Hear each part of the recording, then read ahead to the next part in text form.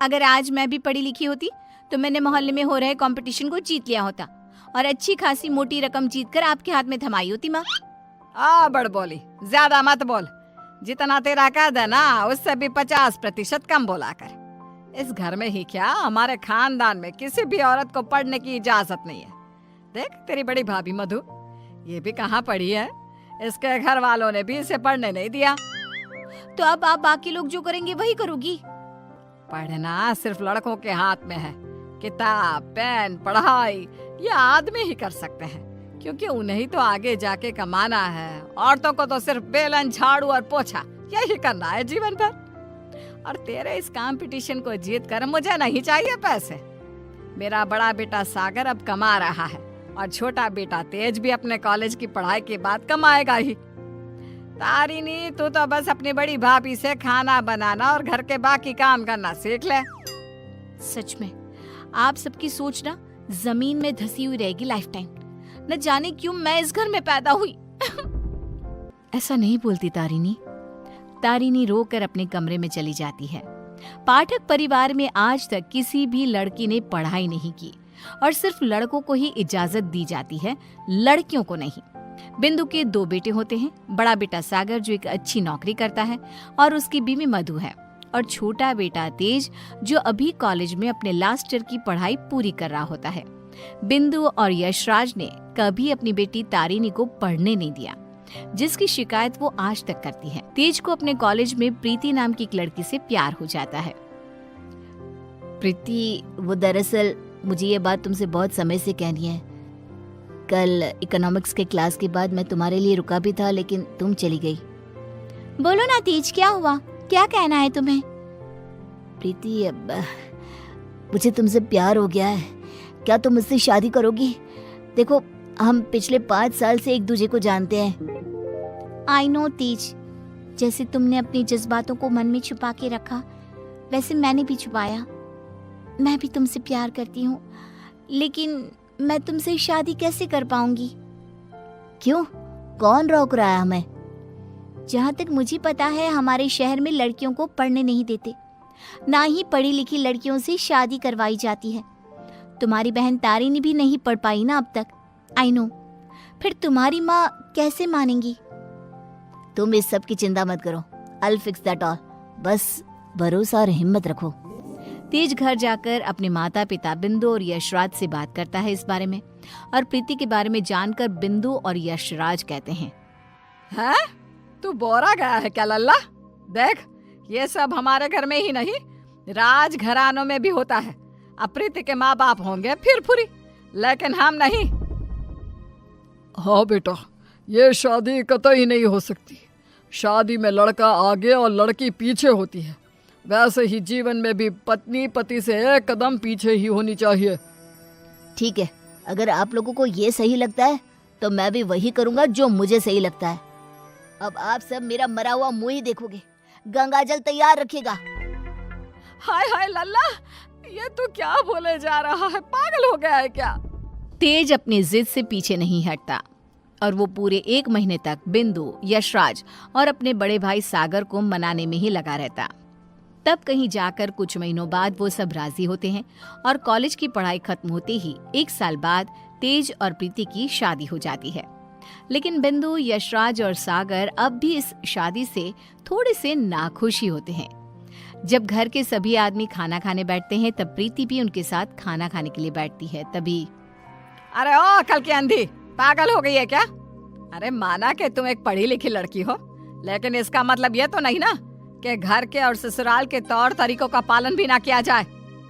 खाना पहले घर के आदमी खाते हैं और फिर औरतें खाती हैं, दोनों एक साथ नहीं बैठे, समझ गई? लेकिन मम्मी जी, ऐसा क्यों? मेरा मतलब खाना तो सबका एक ही होता है ना, तो सब अलग अलग बैठकर क्यों खाए? प्रीति, तुम चलो ना रसोई में, चलो, सबके लिए कटोरी में खीर परोसनी है।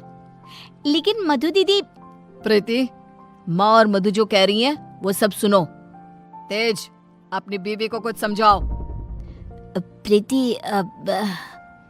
प्रीति गुस्से से उठकर रसोई में चली जाती है और मधु के साथ खीर को कटोरियों में परोसने में लग जाती है। प्रीति, हम इस घर की बड़ी बहू हैं, उसके बावजूद भी हमें हर मामले में, हर काम में पीछे रखा जाता है, जूती की नोक पे रखा जाता है, क्योंकि हम पढ़े लिखे भी नहीं हैं। अब सोचो, हम बड़ी बहू होकर भी हमारा ये हाल है, तो तुम्हारे साथ क्या क्या होगा।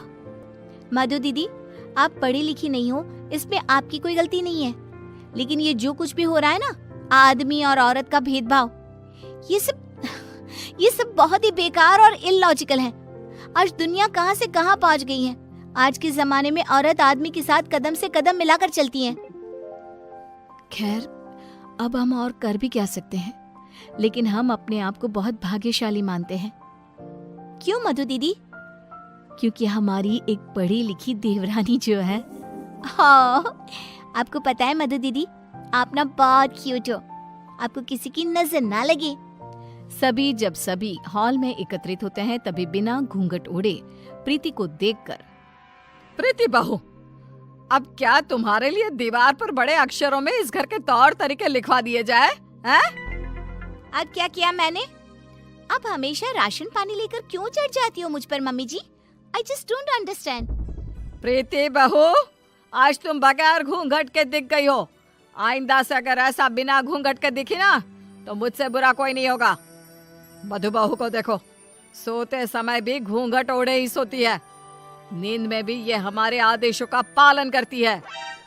और हाँ, एक और बात कान खोल कर सुन लो, आइंदा से बड़ों से और अपने इर्द गिर्द के आदमियों से इतनी बदतमीजी से बात नहीं करना, और इस घर की 4 दीवारों में सिर्फ और सिर्फ सरल हिंदी भाषा का ही प्रयोग होगा। अंग्रेजी भाषा नहीं गूंजनी चाहिए। तेज, अपनी धर्म पत्नी को समझा कर रख। प्रीति निराश हो जाती है और अपने कमरे में चली जाती है। रात में वो तेज से कहती है, तेज, ये सब क्या हो रहा है? तुम्हारे घर वाले इतने पागल कैसे हो सकते हैं? अगर मुझे ये अंदर की बातें पता होती ना, तो मैं कभी तुमसे शादी नहीं करती। I married you just because तुमने कहा कि तुम्हारे घर वालों को मुझसे कोई ऑब्जेक्शन नहीं है। हाँ, तो वही हुआ ना, वो कुछ बोले क्या तुम्हारी पढ़ाई लिखाई पर? अब बाकी कुछ रूल्स रेगुलेशंस है घर की लड़कियों और बहुओं के लिए, अब उन्हें तो फॉलो करना ही होगा ना। आई नो वो थोड़े बहुत गलत है, लेकिन अब हम और कर भी क्या सकते हैं। एक दिन जब यशराज दूध वाले का हिसाब कर रहा होता है, तभी ये 3 हफ्ते जुलाई महीने के और 2 हफ्ते अगस्त के, तो कुल मिलाकर पूरे हुए। अरे बिंदु, जरा हमारे ड्रॉअर में से कैलकुलेटर तो लेकर आना। जी अभी लाती हूँ। बिंदु कैलकुलेटर लाती है और तभी प्रीति भी वहाँ आती है और यशराज को हिसाब करते देखती है। ओफो, ये कैलकुलेटर चल क्यों नहीं रहा? अब मैं हिसाब कैसे करूंगा? 5 हफ्तों का हिसाब मिलाया जाए तो बनते हैं 680 रुपए, क्योंकि हमने 3 रविवार और 4 मंगलवार को दूध नहीं लिया था रघु भैया से, तो उस हिसाब से यही हिसाब बनता है। मैंने अपने माइंड में ही 1 मिनट में कैलकुलेट कर दिया है। प्रीति बहू, तुझे 1000 बार कहा है ना, रसोई में ही रहा कर। अरे आदमियों के काम में क्यों हर बार अपनी टांग अड़ाने आ जाती है? आइंदा से ये हिसाब किताब वाले काम में तू बिल्कुल भी ध्यान नहीं देगी। चल दफा हो यहाँ से अब। न जाने कौन सी घड़ी थी वो जब तेज को इससे प्यार हुआ। बेवकूफ है हमारा बेटा। इस तरह फिर से प्रीति को चुप कराकर रसोई में भेज दिया जाता है।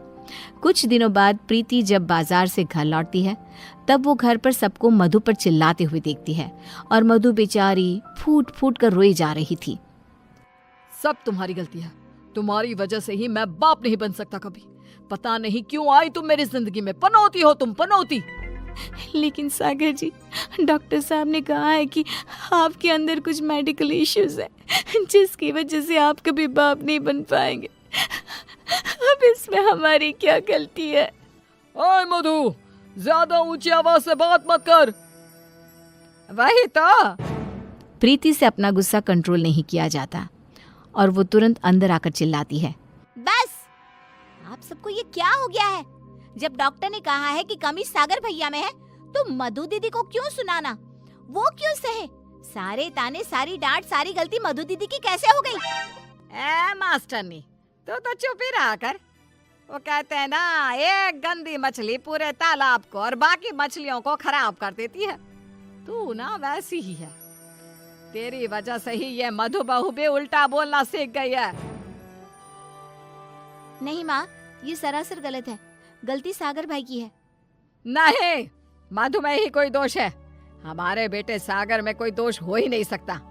ये मनहूस मधु कुंडली मारकर बैठ गई है हमारे सागर के जीवन में। मधु दीदी, ये आपके हाथ पाँव पर निशान कैसे? बोलिए। सागर जी ने हमें बहुत मारा प्रीति, हमें बचाओ इन सब से, ये सब बहुत बुरे हैं। मधु प्रीति के गले से लिपटकर रोए जा रही थी। सागर गुस्से में आकर मधु पर हाथ उठाने जा रहा था कि तभी प्रीति उसके पास जाकर उसका हाथ पकड़कर मोड़ देती है। मेरा हाथ। एक आदमी अगर गुस्से में शैतान बन जाए तो एक औरत क्रोध में काली का रूप धारण कर लेती है। समझ गए सागर भैया? और आप सब, अरे एक बार ध्यान से सोचिए, दिल से सोचिए ना। अगर ऊपर वाले ने आदमी और औरत को साथ में बनाया है तो हम क्यों फर्क करें? क्यों औरतें आदमियों से पीछे रहे? दोनों साथ में कदम से कदम मिलाकर चल सकते हैं ना। साथ में काम करके अपना घर, अपनी गृहस्थी चला सकते हैं ना। गलती सोच की है। अगर सोच बदलोगे तो ही बदलाव आएगा, वरना जमीन में ही धंस के रह जाओगे। उतने में तेज अपने साथ पुलिस अफसर्स को लेकर आता है। सागर भाई, आप मेरे बड़े भाई हो, लेकिन आज जो मुझे आपके बारे में पता चला, कैसे आप मधु भाभी को मारते हो, उन पर अत्याचार करते हो, इसके बाद से आप मेरे कोई नहीं। मेरे लिए आप ना के बराबर हो गए हो।